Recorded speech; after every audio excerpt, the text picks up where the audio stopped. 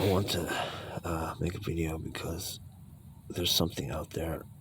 There's two trails, and they run parallel, and there's about 1,000 yards between. And the fact that it was coming from the one trail, it sounded like a goose or a duck, but they're not really a goose or a duck. But it wasn't like that. It sounded like a woman screaming, actually. And if it sounds again, I'll have it recorded. But it's interesting how it only sounded a little bit. But see, now it's on this trail, the other trail, so it's like that. It's on the trail over there. I mean, animals prefer to walk on the trail because it's quieter. But it's quite a distance to get around from one trail to the other. And, it probably crossed through the brush somewhere. But I don't like it. I mean, it's creepy. And now the thing is, like, we are in a metaphoric world. That's one thing to understand. For two, like, there's different layers of access to this world. And there's different ways in which entities operate in this world.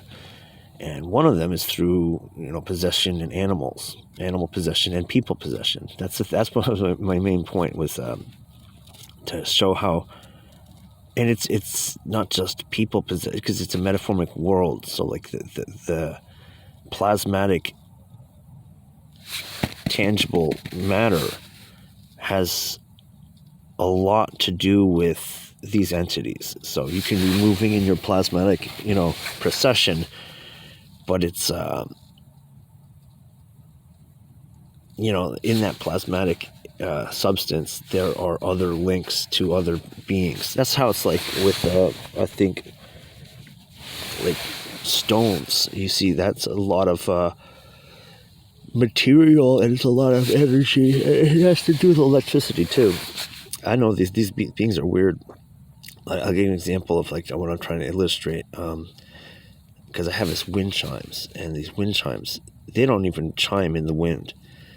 And I heard them chiming, and there was no wind.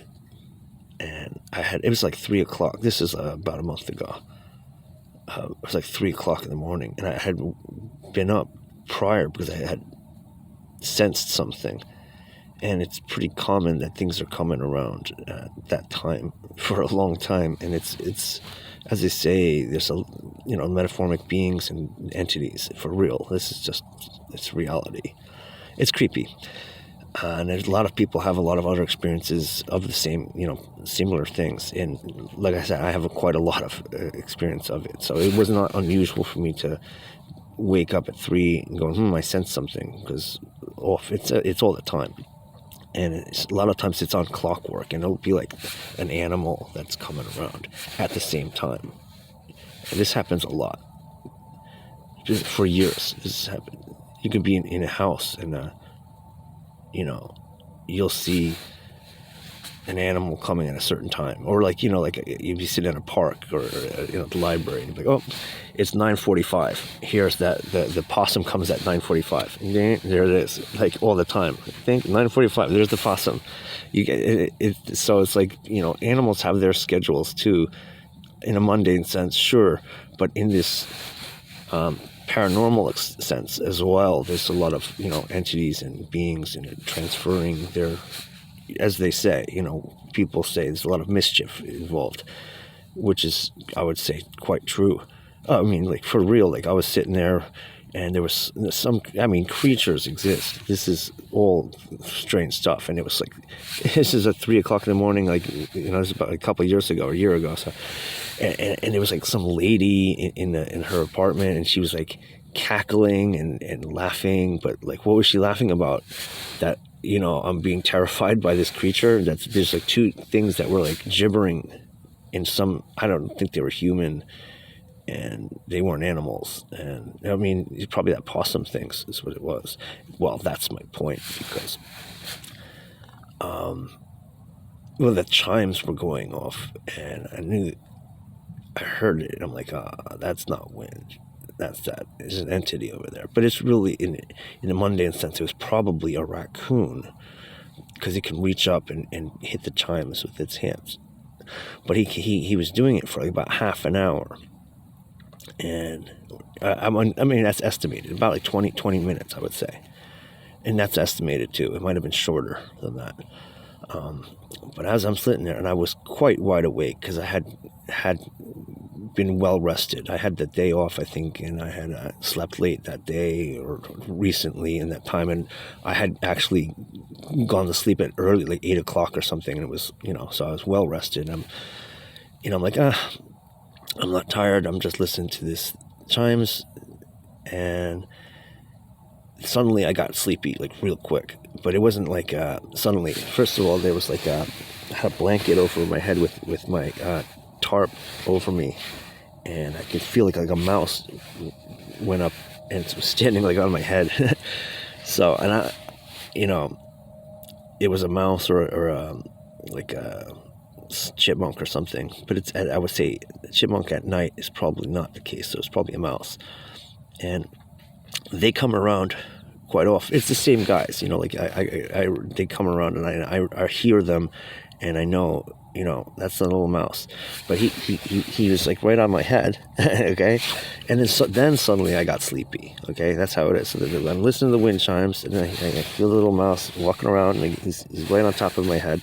It's not like I'm worried about the mouse, gonna bite me, but I got suddenly sleepy, and now I'm still listening to chimes, and now I'm like in a dream. I have like a lucid dream, and I have a dream.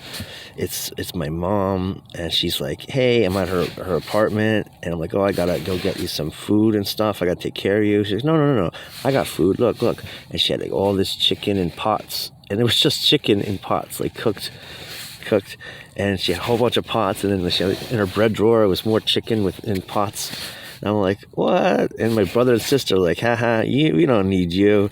It's just like, and I'm like, well, I'm not going to eat any of this because something's wrong with this picture, So I'm like, it's like sometimes in your dreams, you're not in the same frame of mind as you normally would be, because it's like, abnormal things are normal or something, which they're not. I had a dream just an hour ago. And in the dream, I was doing things like I wouldn't do that normally. And it was just in my dream I was doing it. And I'm like, I woke up and I'm like, that's a little weird. That it's mundane stuff. Like I had a tape measure, and instead of like, I wouldn't even write on a tape measure, but I was like hit it with my hammer to make a mark on it, like every 3 inches or something. And I was like, that's something silly, but it seemed normal. It seemed like a normal thing to do. But that's just aside from the fact. So I'm sitting there.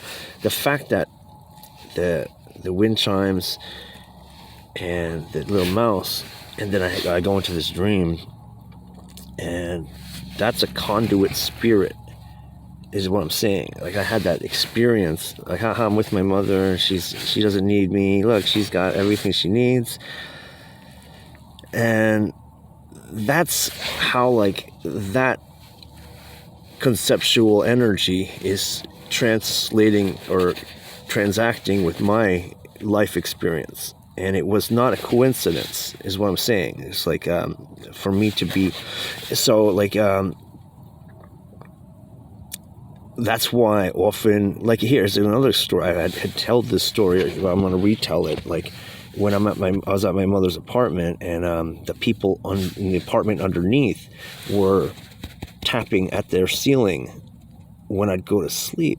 Something's over here. It just made a noise. See, when I'm speaking, they can, I'm not alone out in anywhere. Nobody's alone anywhere, but we're in a mesh of nano worms. We're really, that's what it is. I think like conscious, we're biomechanical from our inception, and it's biomechanical. So like our whole world is manifest through technologies that we're not aware of, and that's the initiation of our lives. Is that way. We're all like that, and so our memories and thoughts and feelings is part of the conduit links for all the other people around you. So we're all linked that way. Like, so you're kind of like a memory data bank for everybody else who's in the matrix as well. It's what you are as a person. You're built this way. This is just undeniable. And I'm certain that that's the science of it. I'm absolutely certain of it. I can go into more details, but yeah, whatever the hell this thing's screaming. I don't know if I mentioned it, but there was something like a goose or a duck. And it was going, wah, wah, wah, wah. But it just kind of changed. I didn't really hear it. I was listening to a video. I was listening to some stuff. And I shut it off, and then it's like, it sounded like a woman screaming. It's scary, you know, but it was on one side, and now it's on the other side. So it traveled. It just sounded off again. But again, like, I went to go record it, and the first time it was doing it, it went for like, you know, a couple minutes, or, you know, a little bit. This time it just stopped right away, because it's like, boom, I got my camera and it stopped right away. I went to go record it, but I think it's still in the area. And again, my point is that spirits and animals and things too, even the material, you know, it's a synthetic world. So just back to like, you know, for the fact that, I mean, there's all that kinds of strangeness. I mean, it's crazy.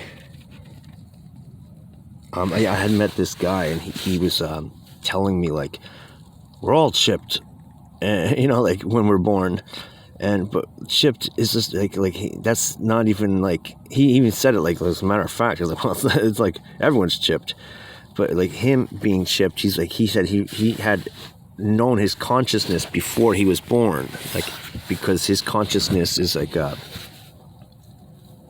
he's not like a regular person. He's like kind of like a Nephilim.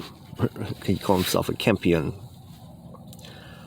and being a Kempian, he is biomechanical. He testifies to that, and he said he remembers being chipped when he was born, because he was conscious prior to that. He was or conscious at that moment.